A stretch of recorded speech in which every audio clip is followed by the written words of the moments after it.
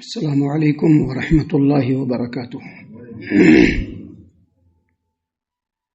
اعوذ باللہ من الشیطان الرجیم، بسم اللہ الرحمن الرحیم۔ واصبر فإن اللہ لا یضیع اجر المحسنین، فلولا كان من القرون من قبلكم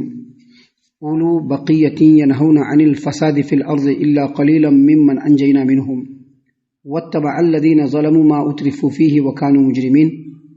وما كان ربك ليهلك القرى بظلم واهلها مصلحون۔ اور صبر کرتے رہیے، اللہ تعالیٰ یقیناً نیکی کرنے والوں کے اجر کو ضائع نہیں کرتا۔ جو قومیں تم لوگوں سے پہلے گزر چکی ہیں، ان میں سے جنہیں ہم نے بچا لیا تھا، ان میں اہل خیر کیوں پیدا نہ ہوئے جو دوسروں کو زمین میں فساد برپا کرنے سے روکتے؟ اگر کچھ ایسے تھے تو وہ بھی تھوڑے ہی تھے، اور جو ظالم لوگ تھے وہ عیش و آرام کے پیچھے لگے رہے جو انہیں مہیا تھی، اور وہ مجرم بن کر کے ہی رہے۔ اور آپ کے پروردگار کی یہ شایان شان نہیں کہ وہ بستیوں کو ناحق تباہ کر دے، حالانکہ وہاں کے باشندے اصلاح کرنے والے ہوں۔ محترم سامعین کرام، سورہ ہود سورہ نمبر 11، اور اسی صورت سے بھی آپ کے سامنے آیت نمبر 115، 116، 117، یہ 3 آیات آپ کے سامنے تلاوت کی گئی۔ تینوں آیتوں کا ترجمہ بھی بإذن اللہ، بفضل اللہ، بتوفیق اللہ آپ کی خدمت میں پیش کیا گیا۔ سامعین کرام، اللہ تبارک و تعالیٰ نے فرمایا، سب سے پہلی آیت کریمہ جو آپ کے سامنے آج تلاوت کی گئی، اللہ نے فرمایا وَاصْبِرْ، اور صبر کرتے رہیے۔ فَإِنَّ اللَّهَ لَا يُضِيعُ أَجْرَ الْمُحْسِنِينَ، بے شک اللہ تبارک و تعالیٰ نیکی کرنے والوں کے اجر کو ضائع نہیں فرماتا ہے۔ اس سے پہلے جو آیت کریمہ آپ کے سامنے پیش کی گئی تھی کل کے درس میں، اس میں اللہ تبارک و تعالیٰ نے نمازوں کو قائم کرنے کا حکم دیا۔ اللہ نے فرمایا وَأَقِمِ الصَّلَاةَ طَرَفَيِ النَّهَارِ وَزُلَفًا مِّنَ اللَّيْلِ إِنَّ الْحَسَنَاتِ يُذْهِبْنَ السَّيِّئَاتِ ذَلِكَ ذِكْرًا لِلذَّاكِرِينَ۔ اللہ نے فرمایا کہ دن کے دونوں کناروں پہ اور رات گزر جانے کے کچھ حصے کے بعد نمازوں کو قائم کیجیے، اور بے شک نیکیاں برائیوں کو ختم کر دیتی ہے، اور یہ نصیحت ہے ان لوگوں کے لیے جو نصیحت حاصل کرنے والے ہیں۔ تو اس سے پہلی جو آیت کریمہ ہے اس میں اللہ تبارک و تعالیٰ نے نمازوں کو قائم کرنے کا حکم دیا، اور یہ جو آیت کریمہ ہے اس میں اللہ تبارک و تعالیٰ نے فرمایا وَاصْبِرْ، اور صبر کرتے رہیے۔ وَاصْبِرْ، اور صبر کرتے رہیے۔ فَإِنَّ اللَّهَ لَا يُضِيعُ أَجْرَ الْمُحْسِنِينَ، بے شک اللہ تبارک و تعالیٰ صبر کرنے والوں کے اجر کو ضائع نہیں کرتا، نیکی کرنے والوں کے اجر کو ضائع نہیں کرتا۔ تو یہ جو 2 چیزیں ہیں، انسان کو انہی 2 چیزوں کے متعلق اللہ تبارک و تعالیٰ نے قرآن کریم میں یہ حکم دیا ہے کہ ان 2 چیزوں کے ذریعے سے مشکل حالات میں اللہ تبارک و تعالیٰ سے مدد طلب کرو۔ دیکھیے سورہ بقرہ میں اللہ تبارک و تعالیٰ نے کلیئرلی فرمایا استعینوا بالصبر والصلاۃ، لوگوں صبر اور نماز کے ذریعے سے اللہ تبارک و تعالیٰ سے مدد طلب کرو۔ یہاں پر بھی اللہ تبارک و تعالیٰ نے پہلے نماز کو قائم کرنے کا حکم دیا اور پھر صبر کرنے کا حکم دیا، اس لیے کہ جب ایک مسلمان بنتا ہے تو اس کے سامنے بہت ساری رکاوٹیں ہوتی ہیں، بہت سارے معاملات ہوتے ہیں۔ ایک مسلمان جو نارملی زندگی گزارتا ہے وہاں پر بھی اس کے راستے میں بہت ساری تکلیفیں، بہت ساری مصیبتیں، بہت سارے چیلنجز ہوتے ہیں۔ ایسے وقت میں مسلمانوں کو سب سے پہلے صبر کے دامن کو بالکل مضبوطی سے پکڑ لینا چاہیے، اور پھر نماز کو قائم کر کے نماز کے ذریعے سے اللہ تبارک و تعالیٰ سے مدد طلب کرنا چاہیے۔ اللہ نے اسی چیز کو یہاں پر کہا، اور کہا محمد صلی اللہ علیہ وسلم کو حکم دیتے ہوئے کہ وصبر، اور صبر کرتے رہیے۔ فإن اللہ لا یضیع اجر المحسنین، بے شک اللہ تبارک و تعالیٰ نیکوکار کے اجر کو ضائع نہیں فرماتے۔ یہاں پر یہ مضمون ختم ہوتا ہے۔ اس کے بعد اللہ تبارک و تعالیٰ قوموں کے اوپر جو عذاب آتا ہے، عذاب کا کیا قانون ہے، کسی بھی قوم کو اس روئے زمین پر ترقی ملتی ہے،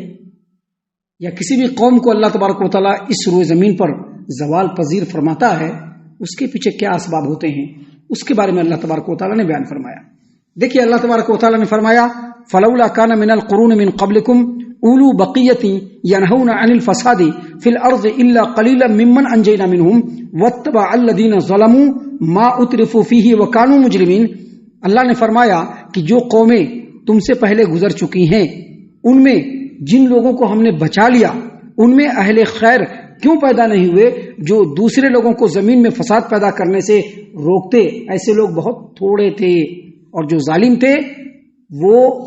ان عیش و آرام کے پیچھے پڑ گئے جو ان کے پاس مہیا تھی اور وہ مجرم بن کر کے ہی رہے۔ دیکھیے یہ آیت کریمہ اور اس کے بعد والی آیت کریمہ، دونوں آیت کریمہ کے اندر اللہ تبارک و تعالیٰ نے قوموں کو اللہ تبارک و تعالیٰ ترقی فرماتا ہے۔ قوم جب زوال پذیر ہوتی ہے یا کسی قوم کے اوپر عذاب آتا ہے اس کے پیچھے کیا اسباب ہوتے ہیں اللہ نے بیان فرمایا۔ دیکھیے جب اللہ تبارک و تعالیٰ کسی بھی قوم کے اندر کسی نبی کو مبعوث فرماتے ہیں اور جب وہ نبی لوگوں کو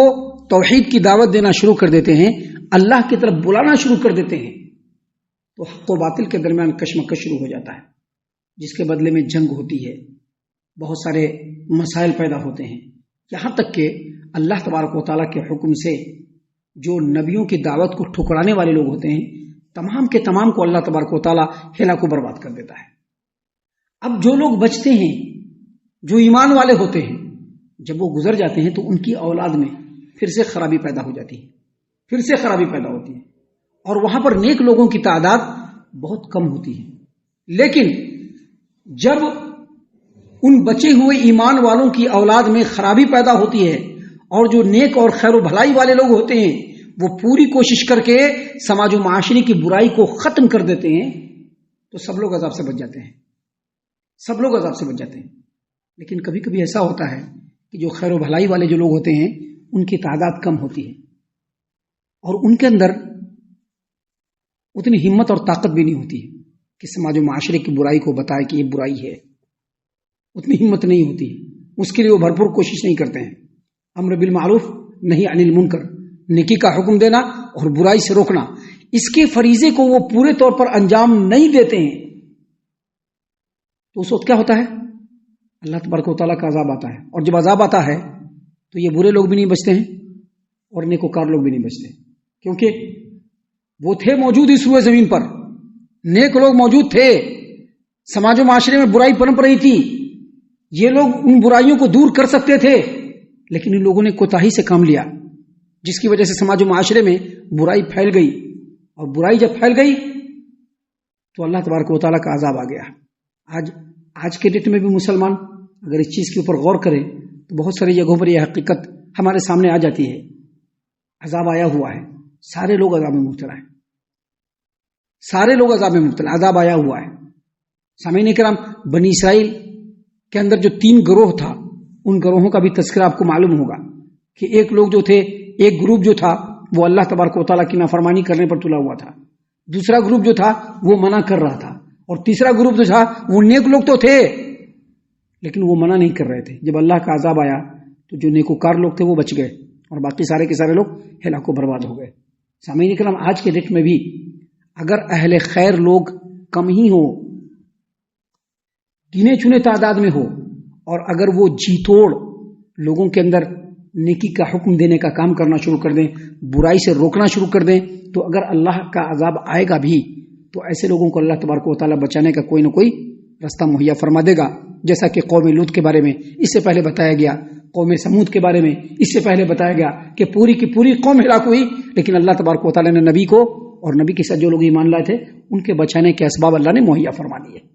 اللہ تبارک و تعالیٰ نے یہاں پر اسی بات کو بیان فرمایا ہے کہ فلولا کان من القرون من قبلکم اولو بقیۃ ینہون عن الفساد فی الارض الا قلیلا ممن انجینا منہم، جو قومیں اے مسلمانوں تم سے پہلے گزر چکی ہیں جنہیں ہم نے بچا لیا تھا، ان میں اہل خیر پیدا کیوں نہیں ہوئے جو دوسروں کو زمین میں فساد برپا کرنے سے روکتے؟